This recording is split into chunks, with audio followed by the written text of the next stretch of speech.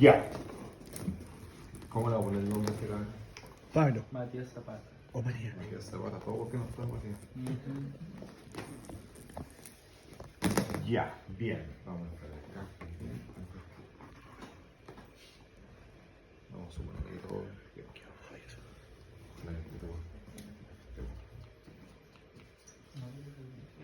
Ya. Bien. Paciente, vamos a suponer que está en Win. Ya, paciente está despierto, Matías está despierto, conectado, cooperador, ya, vigil. Hay una escala que yo se las mencioné la clase pasada. ¿Cómo se llama? Acuérdense. Ya, las 5 preguntas. O ustedes la pueden encontrar igual como S5Q. Score 5 preguntas. Pues, ya, score 5 preguntas. Ese score de 5 preguntas son unas preguntas simples que no me acuerdo exactamente todas, pero es: levante las cejas a la orden, abre la boca, saque la lengua, asienta con la cabeza. Entonces son preguntas súper simples que nosotros le realizamos al paciente. Si el paciente responde 3 de 5 es porque está vigil, conectado, cooperador. Eso es lo ¿Cómo mínimo. para responder si está con? ¿Cómo era para responder si está entubado? Sí. No hablar nada.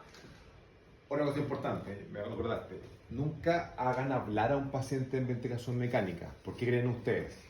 O sea, así como que, a ver, hábleme, a ver, para así yo le puedo entender qué está diciendo como con la boca. ¿Por qué no hay que hacer hablar a un paciente en ventilación mecánica? Porque yo he escuchado hartas veces que, habla, a ver, usted puede hablar. ¿Tú puedes tratar algo? No. ¿Por qué puede ser? ¿Por dónde pasan las cuerdas vocales? O sea, perdón. ¿Por dónde pasa el tubo? A través de las cuerdas vocales. El tubo pasa a través de las cuerdas vocales. ¿Cuál es el movimiento de las cuerdas vocales? ¿Ustedes saben cómo se mueven las cuerdas vocales? Ya, pero eso es cuando pasa el flujo de aire. Pues las cuerdas vocales hacen un movimiento de abducción y aducción. Así, tac, tac. Entonces, si es que mi tubo pasa por las cuerdas vocales y ustedes le dicen al paciente que hable, las cuerdas vocales van a estar así. Van a estar tocando con el tubo todo el rato. ¿Ya? Entonces, cuando ustedes sacan el tubo, esa vía aérea va a estar inflamada. Entonces, la idea es que el paciente no hable cuando está con un tubo orotraqueal. ¿Ya? El paciente, si está vigil, si está conectado, puede obedecer órdenes simples, no hay ningún problema. Ustedes le pueden decir, apriétame la mano, y el paciente le va a apretar la mano. Sácame la lengua, y el paciente va a sacar la lengua. ¿Ya? Cierre los ojos y el paciente va a cerrar los ojos. No hay problema. Si está vigil, conectado, cooperador. Lo que nosotros queremos es que nuestro paciente esté en SAS 4, ¿cierto? De esta sedación profunda, disminuir la sedación y que despierte en SAS 4. Entonces, las mínimas preguntas que mi paciente tiene que contestar para decir que está vigil, conectado, cooperador son 3 preguntas. 3. Si responde 2, le falta un poquito de despertar aún. Puede estar despierto, pero no muy despierto. Ojalá 3 preguntas. ¿Ya? Entonces, si mi paciente está vigil, conectado, cooperador, yo puedo empezar a pensar en iniciar las pruebas de ventilación espontánea. Yo les dije que nosotros también hacemos otro tipo de mediciones, como la PIM, ¿cierto? ¿Cómo se mide la PIM? Voy a ver si hay un filtro acá para mostrarle a...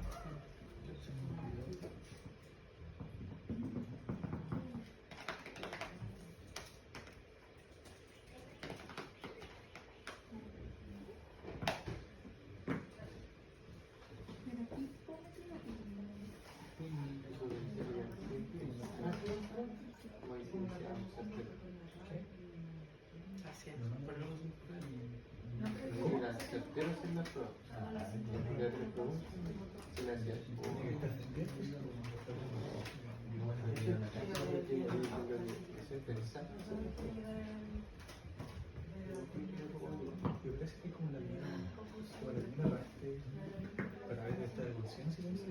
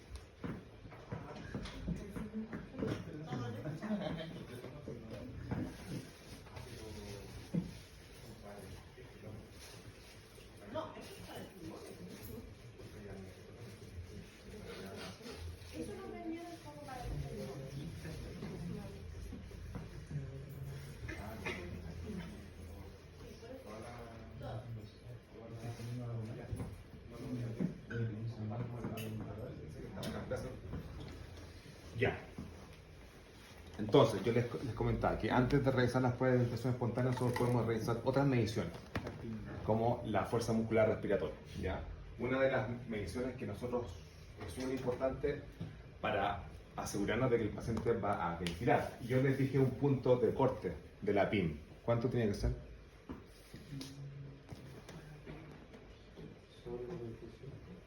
Ojalá que sea mayor o más negativa que menos 25, ¿ya? Que ese es el punto de corte. O sea, que ojalá esté menos 30, menos 40, menos 50, ya para que mi paciente pueda ventilar bien. ¿Cómo podemos medir la PIM en nuestro paciente? Con un pimómetro, ¿ya? Y el pimómetro, por ejemplo, vamos a suponer este que está acá. Me falta una pieza, así que lo vamos a hacer, me falta esa pieza, pero este pimómetro, vamos a suponer, vamos a intentar ajustar acá, falta una pieza, pero este pimómetro, como yo lo instalo acá, saco, desconecto al paciente y lo conecto directamente al pimómetro y le pido al paciente, toma aire profundo, y el paciente va a tomar aire profundo y me va a marcar la PIM. Es exactamente como nosotros tomamos la papometría en pacientes sin tubo. ¿Ah? ¿No le pasa nada los que lo desconectan? No, porque obviamente hay que fijarse si mi paciente está con una presión soporte B. ¿Cuántas se acuerdan cuál era el valor de presión soporte para iniciar una prueba de ventilación espontánea? Ojalá bajo 10. ¿Ya? Ojalá 10 o bajo 10. Si mi paciente está con ese nivel de soporte o bajo 10 de nivel de soporte, yo al paciente lo puedo desconectar y realizar las mediciones. ¿Ya? Porque ese paciente que está con un soporte de 10 o bajo 10, puedo realizar pruebas de ventilación espontánea, entonces me da la tranquilidad que yo lo puedo desconectar también. ¿Ya? Porque las pruebas de ventilación espontánea, una de las pruebas que tengo que desconectar al paciente. ¿Ya? Entonces acá yo lo puedo medir. Y el paciente, por ejemplo, si quiero medir la PIM, entonces el paciente bote el aire, bote, ahora respira profundo, grande, el paciente toma aire, ¿ya? Y se mide la PIM. Lo podemos realizar con el pimómetro o lo podemos realizar con el ventilador. El ventilador también tiene una función, ya un parámetro, uno les entrega las mismas indicaciones que yo les dije recién al paciente, y el ventilador tiene un parámetro donde dice presión inspiratoria máxima. ¿Ya? El paciente, ustedes aprietan ese botón, le cierran como la válvula de expiración, el paciente no puede inspirar, o sea, la válvula de inspiración, el paciente con ese botón que aprietan en el ventilador, por ejemplo, no sé si está acá, a verlo, porque estos simuladores son bien básicos, pero a ver, no está acá. Pero en el ventilador, por ejemplo, acá hay un botón que dice PIM o presión o función pulmonar, o sea, ustedes lo apretan. Al apretar ese botón, lo que está haciendo ese botón es cerrar la válvula inspiratoria del ventilador. Y al cerrar la válvula inspiratoria del ventilador, el paciente, al querer tomar aire, no va a poder. Y eso es lo que mide el esfuerzo que realiza el paciente al momento de tomar aire. Y ese esfuerzo lo muestra como PIM. ¿Ya? Entonces nosotros también lo podemos hacer en el ventilador. ¿Ya? Entonces nosotros podemos realizar esa medición. ¿Y cuál era la otra medición que podemos realizar? Está la PIM y hay otra también, que es súper importante para ver cómo mi paciente maneja su vía aérea. La flujometría. ¿Y qué medimos con la flujometría? Tos, PEF-tos, ¿cierto? Entonces yo le puedo pedir a mi paciente lo mismo, puedo desconectar a mi paciente y le puedo instalar un flujómetro, ¿ya? Toma aire, tose fuerte, y mi paciente va a toser y me tiene que marcar el flujómetro, ¿ya? O también lo puedo hacer con el ventilador, no es necesario también desconectar a mi paciente, y también hay un monitor que dice PEF-tos. El paciente tose y el ventilador te va a marcar cuál es tu PEF-tos. El punto de corte de PEF-tos, ¿cuál es? ¿Sobre cuánto? ¿Sobre cuántos litros minutos de PEF-tos yo tengo que tener para asegurarme que mi paciente puede movilizar sus secreciones bronquiales? Sobre 60 litros minutos. Ojalá. sobre 60 litros minutos. Así que acuérdense de esos valores. PIM, ojalá mayor a menos 25, o sea que sea más negativa en el fondo, para que se entienda, que sea más negativa. Ya el punto de corte es menos 25, el PEF2 ojalá sobre 60 litros minutos. ¿Ya? Sobre 60 litros minutos yo me aseguro que mi paciente puede tener una buena tos y maneja bien vía aérea. ¿Qué pasa si está bajo los 60 litros por minuto? Tu paciente tiene una tos débil y quizás puede aspirar las secreciones bronquiales. Si es que tú le sacas el tubo y el paciente está con una tos muy débil, puede empezar a aspirar las secreciones y eso, neumonía aspirativa. ¿Ya? Por eso es importante medir el PEF2 y la presión inspiratoria máxima, porque nos permite asegurar que el paciente va a ventilar de forma espontánea, porque tiene la suficiente capacidad de contracción muscular para sostener una ventilación espontánea. Porque el diafragma, con una PIM de menos 25 o sobre eso, menos 30, menos 40, menos 50, etc., aseguro que mi diafragma puede sostener una ventilación espontánea. ¿Ya?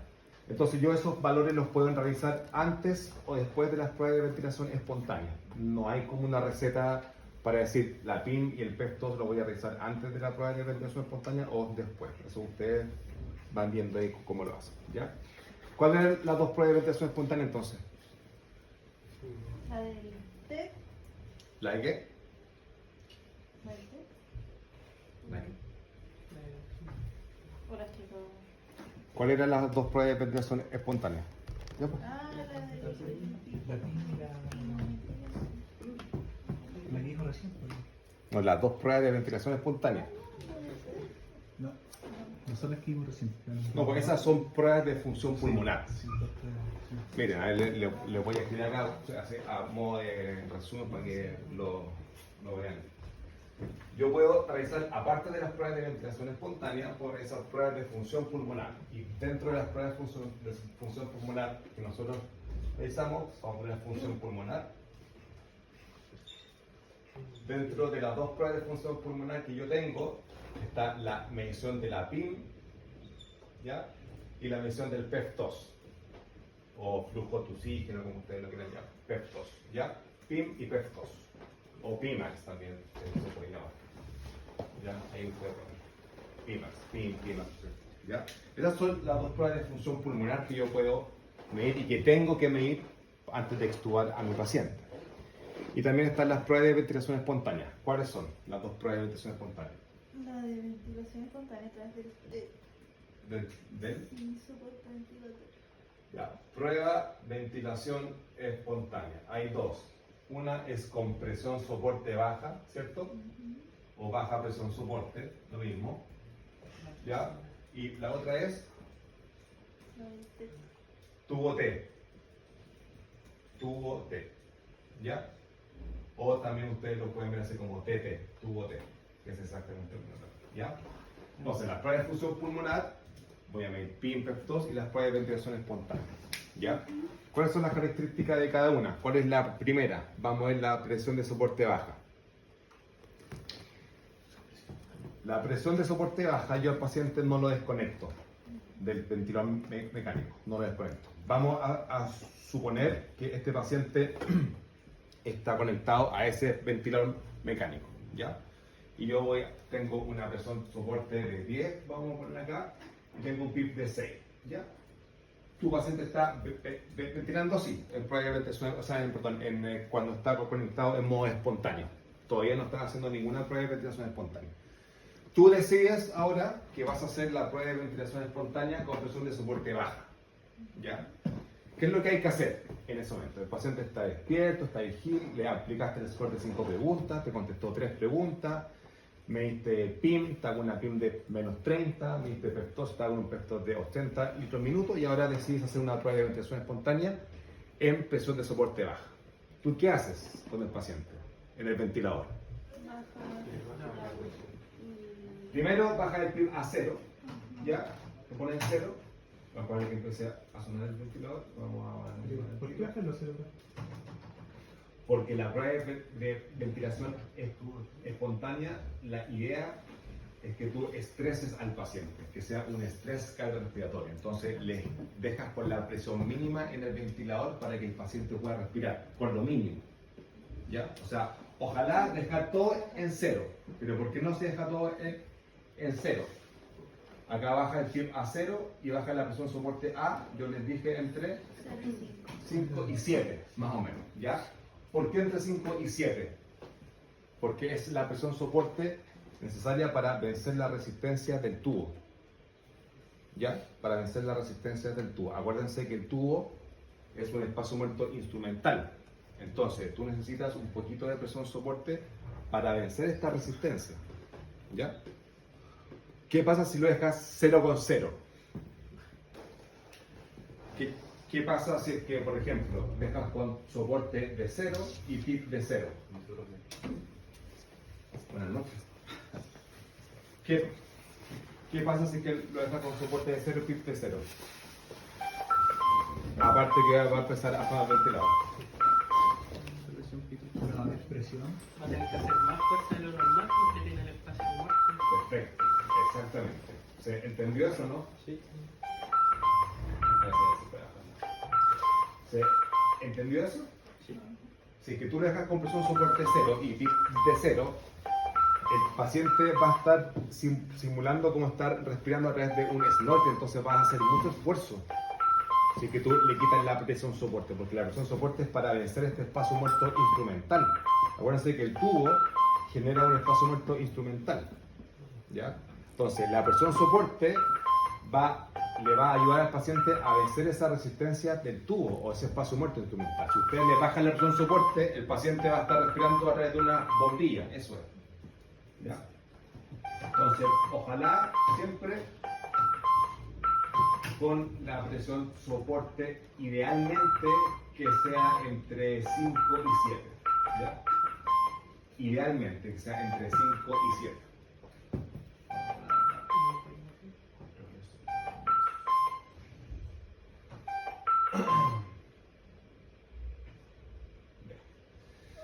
Entonces, esa es la prueba de presión soporte con baja, o la prueba de ventilación espontánea, perdón, con baja presión soporte. Se baja la presión soporte entre 5 y 7, PIB de 0.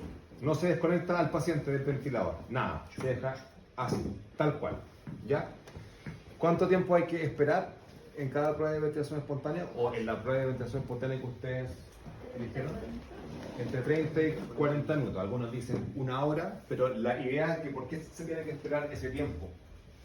Para ver si el paciente soporta. Para ver cómo se comporta el paciente en prueba de ventilación espontánea. ¿Por qué? Porque el paciente quizá a los 10 minutos, cuando tú le bajaste el soporte a 7 y el PIB a 0, y lo dejaste con frío de 35%, quizás el paciente en el ventilador va a empezar con frecuencia respiratoria de 40, con volúmenes corrientes muy bajos, desaturando, etc. Entonces tú dices, el paciente está fallando en la prueba de ventilación espontánea. Entonces tengo que volver hacia atrás. O sea, aumentar el PIB, aumentar la presión soporte, etc. Entonces por eso se espera un rato para ver cómo se comporta el paciente durante la prueba de ventilación espontánea. ¿Se entiende, no? ¿Sí? Esa es la prueba de ventilación espontánea que ustedes eligieron, la primera, presión de soporte baja, ¿ya? Ahora, ¿por qué hay dos pruebas de ventilación espontánea? ¿Por qué ustedes creen que existen dos pruebas de ventilación espontánea? Que yo les comentaba que actualmente estamos realizando casi solamente esta, la compresión de soporte baja. El tubo T casi ya no lo hacemos. Porque la del tubo T se desconecta. ¿Ya? Y eso va a depender de cada paciente, ¿ya? Y lo voy a explicar después de explicar la prueba de ventilación espontánea en tubo T, ¿ya? Entonces, la prueba de ventilación espontánea y compresión de soporte baja es esto. No se desconecta el paciente, se mantiene en ventilación mecánica o con soporte ventilatorio. Lo único que se hace es ajustar los parámetros del ventilador. PIB de 0 y presión de soporte ojalá entre 5 y 7. Nada más que eso, y ustedes ven cómo se comporta el paciente. Si empieza con aumento de trabajo respiratorio, si empieza a desaturar, si empieza más taquicárdico, si se empieza a hipotensar, o la estabilidad clínica. Tienen que ver todo eso. Si está muy inestable, vuelven atrás. Y volver atrás significa aumentar el PIB como estaba y aumentar la presión de soporte como estaba. Eso, ¿ya? Vamos a aumentar el PIB como estaba en 6 y vamos a aumentar la presión de soporte en 10. ¿Ya? Ahora, veamos la prueba de tubo T. ¿Cómo se hace la prueba de ventilación espontánea en tubo T? ¿Cómo se desarrolla esa prueba de ventilación espontánea en tubo T?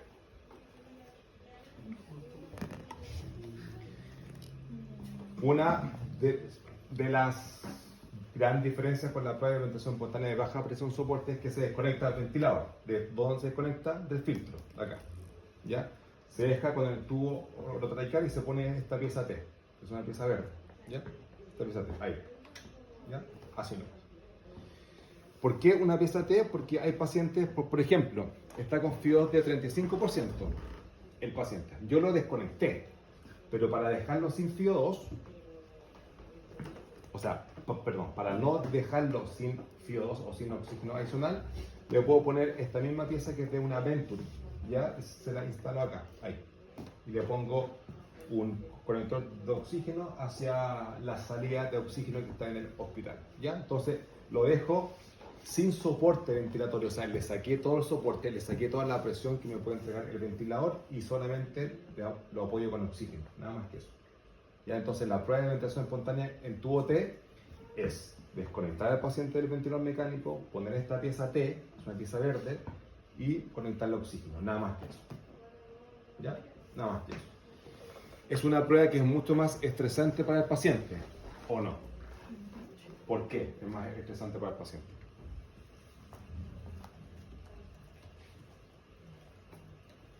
¿Por qué es más estresante ustedes creen para el paciente?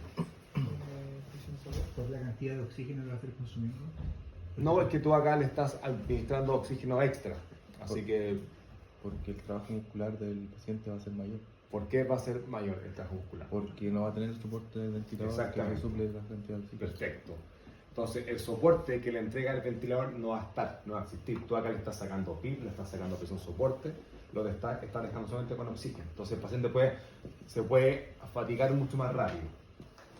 Ahora, les explico por qué existen dos pruebas de ventilación espontánea. Esta prueba de ventilación espontánea, ¿ustedes se la harían a un paciente de EPOC, por ejemplo? ¿Por qué no? ¿Por qué no se haría en un paciente de EPOC esta prueba de ventilación espontánea? Dijimos que esta prueba de ventilación espontánea es más agresiva que la prueba de ventilación espontánea con baja presión soporte, porque acá uno le quita todo el soporte. ¿Y qué pasa si que a un paciente de EPOC lo dejas respirando a través de una bombilla? Porque esto es una bombilla, es un tubo que tiene un diámetro muy pequeño. ¿Qué pasaría en un paciente de EPOC si que tú lo dejas ventilando así? ¿Por qué pongo el paciente de EPOC? Porque el paciente más clásico que puede fatigarse rápido. ¿Por qué se puede fatigar rápido un paciente de EPOC? ¿Debido al atrapamiento aéreo, qué pasa? Ya, ¿y qué pasa con el atrapamiento aéreo? Y pueden suflado, perfecto. Expulsar el aire que tiene. ¿Y qué es lo que genera la hiperinsuflación en un paciente de EPOC? ¿Qué es lo que genera la hiperinsuflación?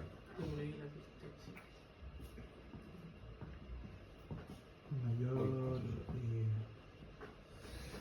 ¿Qué pasa con el diafragma en un paciente de EPOC? Estamos así. ¿Qué pasa con el diafragma en un paciente de EPOC? Ya, pues eso es. Más conseguido. No, eso es ya. ¿Qué es eso? Está plano. Está plano. Pues ya. ¿Y qué pasa si está plano? No tiene Diafragma. La eficacia diafragmática es pésima. ¿Por qué? Ustedes, ¿saben esto? Yo creo que lo hemos conversado esta vez, pero lo vamos a dibujar acá. Vamos a poner mi tórax acá. El diafragma es así, con forma de cúpula. Y esto se llama la zona de aposición. Entonces, mi diafragma, ¿por qué tiene esta forma de cúpula? Porque cuando en inspiración desciende y aumenta el diámetro del tórax para que entre más aire, diferencia de presión. ¿Y qué pasa? Es que está plano mi diafragma. Está así, diafragma. Está plano. No se expande. Al inspirar no va a generar ninguna expansión del tórax. Se va a contraer hacia adentro. Va a provocar una contracción concéntrica. Entonces va a perder la eficacia. En un diafragma plano. Imagínense ese diafragma plano respirando una bombilla. Fatiga. Entonces, generalmente los pacientes hepóticos o los pacientes cardiópatas, nosotros hacemos las pruebas de ventilación espontánea con presión de soporte baja. En los pacientes que no tienen ninguna patología pulmonar, hacemos las pruebas de ventilación espontánea en tubo T. Diferencias, acuérdense. ¿Ya? En pacientes que no tienen casi ninguna patología pulmonar crónica o ninguna patología cardíaca, hacemos la prueba en tubo T.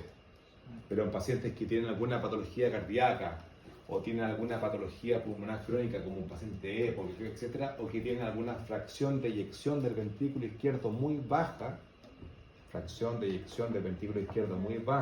paciente cardiópata, hacemos la prueba de ventilación espontánea con presión de soporte baja, para no estresarlos mucho, porque nosotros estamos estresando como sus patologías de base, y me va a fallar las pruebas, sí o sí, si que yo lo paso a tubo T.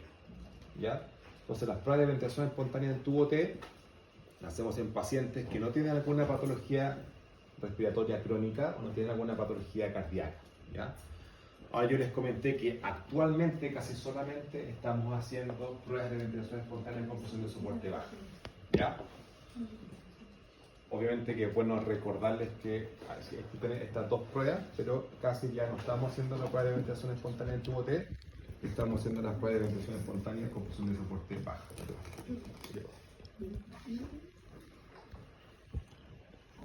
¿Ya? Eso. ¿Bien? ¿Se entiende o no se entiende? ¿Sí? Ya. Perfecto. ¿Qué otra prueba nos falta? Bueno, hay varias, pero yo les estoy enseñando las más básicas. Nosotros hacemos varias más, pero estas son como las que hay que hacer sí o sí. Función pulmonar, entonces tenemos PIMAX o PIM, PEF2, las pruebas de ventilación espontánea, ver cómo se comporta mi paciente durante la prueba de ventilación espontánea. Vamos a suponer que nosotros hicimos una prueba de ventilación espontánea con presión de soporte baja, mi paciente anduvo bien. Le bajé el PIB a 0, le bajé la presión de soporte a 5,7, anduvo espectacular. ¿Qué es lo que me toca hacer ahora? Yo lo podría extubar, ¿cierto? Perfecto. Y antes de la extubación hay que hacer otra prueba. ¿Se acuerdan? ¿Se acuerdan o no se acuerdan? Ah, perdón. La del CAF. Perfecto. ¿Cuál es la prueba de CAF? ¿Se acuerdan de la prueba de CAF? Se la expliqué en algún momento, ¿no? Se desinfla el CAF y se desinfla el paso de la Ya. fuga sobre Bien. Vamos a... Ya. La prueba del CAF. ¿Qué se hace en la prueba de CAF? Ahí por ahí se desinfla el CAF. ¿Ya? El CAF está acá. Ahí está el CAF. ¿Cierto? Está inflado. ¿Ya? Les voy a dibujar a ver si es que lo pueden entender así. Vamos a suponer que esta es la tráquea. ¿Ya? La tráquea del paciente. Hasta el otro. Acá está. Quina respiratoria, vamos. Tráquea del paciente, ¿ya? Cilindro, importante. El tubo, ¿ya? Ese es el tubo orotraqueal, ¿ya? Que está a 3 centímetros de la carina. La carina puede estar como acá abajo, más o menos, ¿ya? Tráquea, tubo, tráquea. Hasta ahí estamos claros, ¿cierto? Perfecto, muy bien. Y tenemos acá el CAF. Vamos a subir el CAF acá, vamos a dar la vuelta acá y ese va a ser el CAF. Este como globo que está acá, que va a pasar por acá. Vamos a bajar un poco el tubo para que no quede tan pegado al CAF. Entonces vamos a poner el tubo por acá. Ya, ahí, ya. Mi CAF entonces se infla y queda adosado a las paredes de la tráquea. ¿Cierto? Ya, ¿y cuál es la función del CAF? Que se la he preguntado muy bien. No tiene una... Sella la vía aérea, Sí, ¿cierto? Para que no se provoque fuga. Porque, ¿qué pasa si es que mi CAF está mal inflado? Si es que mi CAF está desinflado, el ventilador va a entregar una inspiración. El paciente inspira, pero en la expiración el aire va a salir a través del tubo, pero también a través de la tráquea y de las paredes del tubo. Y tú vas a escuchar fuga de aire, ¿ya? Entonces mi CAF, cuando está bien inflado, sella la vía aérea, ¿ya? Y lo que también impide es que todas las secreciones que se juntan sobre o el nivel del CAF bajen hacia la vía aérea, ¿ya? Entonces también me evita la neumonía asociada a ventilación mecánica. Por eso es importante mantener el CAF inflado en 35 o en 25 centímetros de agua. ¿Ya? ¿Para qué? Para que el CAF, si está muy desinflado, no caiga a la salida o todas las secreciones que quedan sobre el CAF hacia vía aérea abajo. ¿Ya? Ya, ¿cómo se realiza el test de fuga entonces? El test de fuga, primero hay que aspirar la cavidad orofaringea, porque si tú desinflas y hay secreciones bronquiales, va a pasar todo hacia abajo en el fondo. ¿Ya? Entonces, hay que, con una sonda, tú pones una sonda dentro de la boca. Por ejemplo, si yo tengo una sonda acá, por el CAF nosotros tenemos que aspirar la boca del paciente. ¿Y cómo la aspiramos? Con esta sonda entras por la boca del paciente. Entonces, llegas hasta la cavidad orofaringea y aspiras las secreciones bronquiales. ¿Ya? Una vez que aspiraste las secreciones bronquiales, puedes desinflar el CAF. ¿Ya? ¿Cómo desinflar el CAF? Lo puedes desinflar con una jeringa o lo puedes desinflar con el cafómetro. Acuérdense, mantienen apretado, conectan el pituto del CAF bajo ¿cómo se llama? Se me olvidó el nombre. Esta cosa roja. Y lo desinflan, ¿ya? Y ahí se desinfla, ¿ok? Lo pueden hacer así o mucho más rápido quizás con una jeringa, ¿ya? ¿Qué es lo que debería pasar cuando desinflan el CAF? Que se escuche el aire, la fuga. Que fuga aire, ¿ya? Esa prueba está ok, ¿ya? O sea, está fugando aire, ¿ya? Entonces, esa prueba de CAF está negativa en el fondo, ¿ya? ¿Por qué? Porque no es porque hay fuga. Y ustedes en el ventilador hay un monitor que es el porcentaje de fuga.